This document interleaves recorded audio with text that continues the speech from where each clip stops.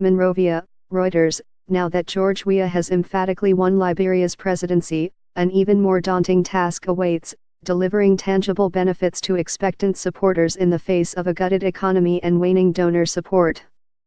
Weah was met by hundreds of screaming supporters on his arrival at his party headquarters on Friday, December 29. Many have waited over a decade, since his failed bid for the presidency in 2005, to see a man they consider their own come to power. Those supporters come with high expectations that the former soccer star may have to carefully temper if he is to hold onto his widespread support, particularly among the West African country's disaffected youth.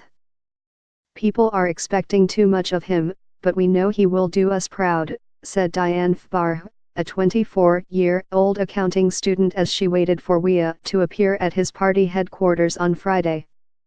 "I don't think he will let us down." Weah, who grew up kicking a ragged soccer ball on the dusty streets of the capital Monrovia's Claratown slum and later played for top European clubs, successfully tapped into dissatisfaction with Ellen Johnson Sirleaf's 12-year presidency. Johnson Sirleaf won the Nobel Peace Prize in 2011 for helping cement peace after civil wars from 1989 to 2003 but has been criticized over persistent poverty and corruption scandals. The challenge of lending substance to vague campaign promises is steep in a country that ranks 177th out of 188 on the Union Human Development Index. Chronic problems with electricity delivery leave most of the country without power, and even downtown Monrovia is frequently in the dark. Much of rural Liberia is effectively cut off from the capital when summer rains flood the pitted dirt roads. Hit hard by a 2014-16 Ebola outbreak that killed thousands, low prices for chief exports iron ore and rubber, and declining foreign aid, Liberia's economy has sputtered and relies on overseas remittances for more than a quarter of GDP.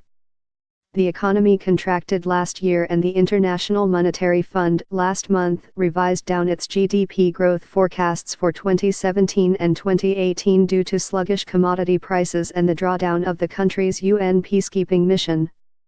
Johnson Sirleaf's administration was also dogged by several corruption scandals.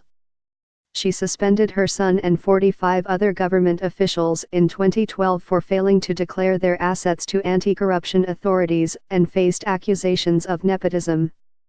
She denied those charges. Government of Inclusion.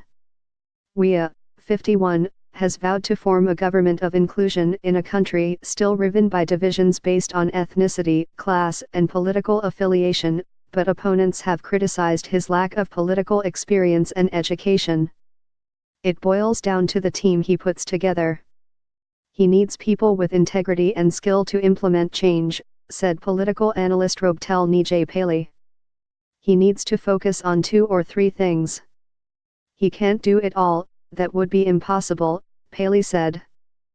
Vice President Joseph Boakai conceded defeat to Weah on Friday, urging his supporters to rally behind the president-elect. But Boakai's supporters remained skeptical.